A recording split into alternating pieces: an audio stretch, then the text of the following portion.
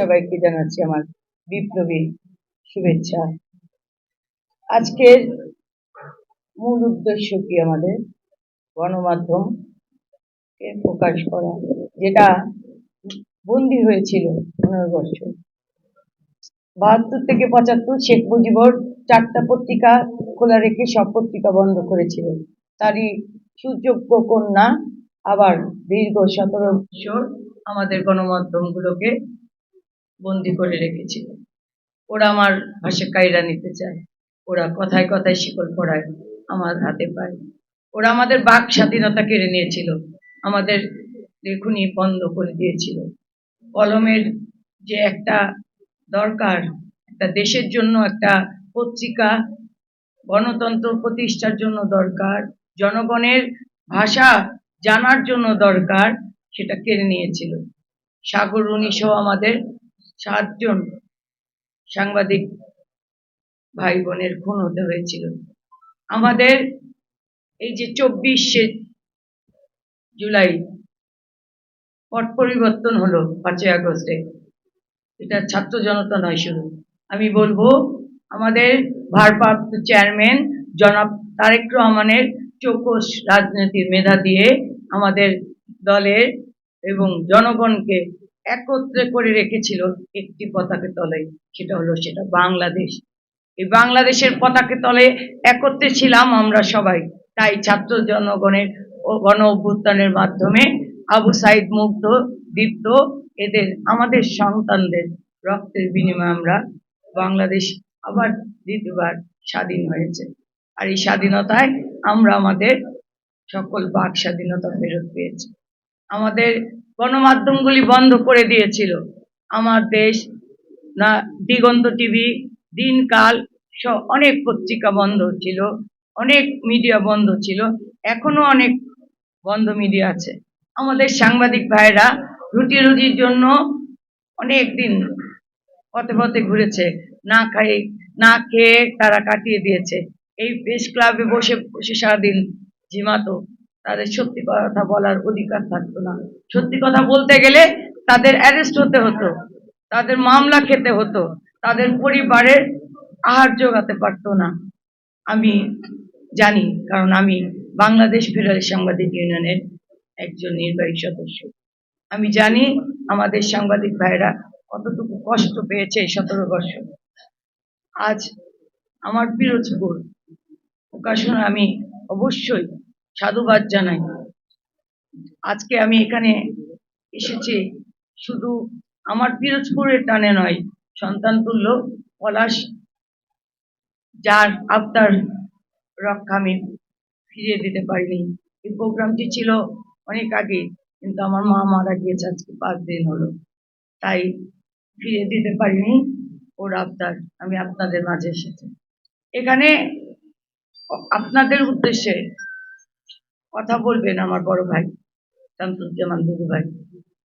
তিনি হলো আমাদের সকল কারার নির্যাতিত নেতাদের উদ্দেশ্যে বলবেন। তিনি বারবার কারা নির্যাতিত হয়েছে। আজকে এই যে পলাশ, ও কারা নির্যাতিত হয়েছে।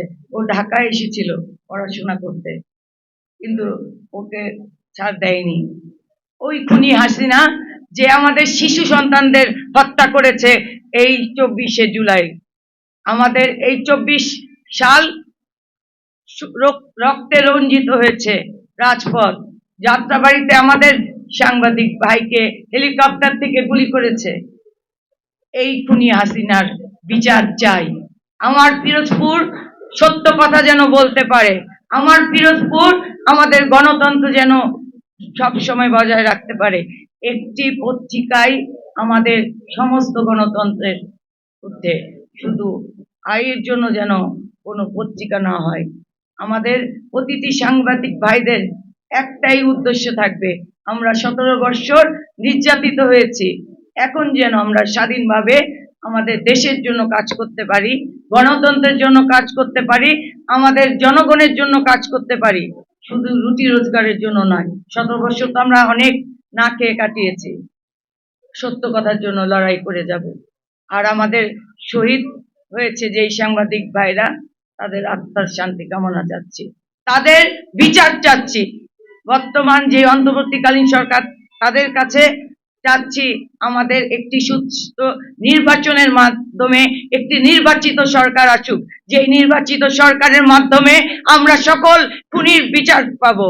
যেই সব খুন করেছে শেখ হাসিনা, যে অবৈধভাবে তিনবার নির্বাচনে একা একা চুরি করে, ভোট চুরি করে প্রধানমন্ত্রী হয়েছে, এই দেশের 18 কোটি জনগণকে নিঃস্ব করে দিয়েছে, কোটি কোটি টাকা পাচার করে এখন ভারতে বসে আবারও ষড়যন্ত্র করে এদেশের জনগণকে অস্থিতিশীল করছে, দেশটাকে, জনগণকে আবারও বিব্রতিকর অবস্থায় ফেলছে।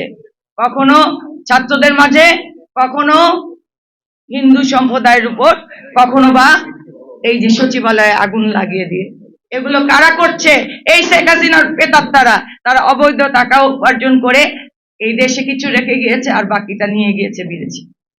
এগুলোর বিচার চাই একটি সুস্থ নির্বাচনের মাধ্যমে।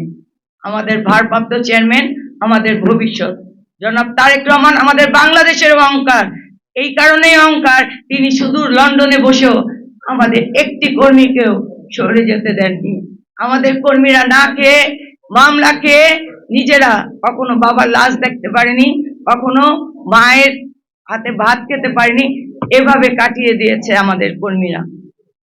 এর মধ্যে আমার মা একজন, যিনি 15 বছর আমার বাবার চেহারা ঠিক মতো দেখতে পারিনি, বাবা বাড়িতে যেতে পারিনি। আমরা রাজপথে ছিলাম পুরো পরিবার। মা একাকিত্বে নিজে জীবন দিয়ে গেল। আমার বাবা একজন মুক্তিযোদ্ধা, 71-এ যুদ্ধ করেছে, আর আমরা তারই উত্তরসূরি হিসাবে দেশের জন্য যুদ্ধ করে যাচ্ছি। আপনাদের পাশে থেকে সমস্ত অধিকারের লড়াইয়ে আমরা যুদ্ধ করে যাব, এটাই হলো আমাদের অঙ্গীকার। শহীদ রাষ্ট্রপতি জিয়াউর রহমান একজন মেজর জিয়া যেমন জনগণের পাশে দাঁড়িয়েছিলেন, তেমনি দেশনেত্রী বেগম খালেদা জিয়াও আপোষ করেননি। ওই স্বৈরাচারী শেখ হাসিনার মতো পালিয়ে যাননি এই দেশ ছেড়ে। তিনি মিথ্যা মামলায় দিনের পর দিন নির্যাতিত হয়েছেন। অসুস্থ অবস্থায় তিনি দেশের মানুষের কথা ভেবেছেন। আজও তিনি প্রতিটা দেশের মানুষের কথা চিন্তা করেন। আমার মা দেশনেত্রী বেগম খালেদা জিয়ার সুস্থতা কামনা করছি, তিনি যেন সুস্থ হয়ে আরো অনেক দিন দীর্ঘজীবী হন। আর ভারপ্রাপ্ত চেয়ারম্যান জনাব তারেক রহমান আমাদের মাঝে এসে এই দেশকে রক্ষা করেন। সকলকে ধন্যবাদ জানাচ্ছি। বাংলাদেশ জিন্দাবাদ, দেশনেত্রী বেগম খালেদা জিয়া জিন্দাবাদ, শহীদ জিয়া অমর হোক, ভারপ্রাপ্ত চেয়ারম্যান জনাব তারেক রহমান জিন্দাবাদ।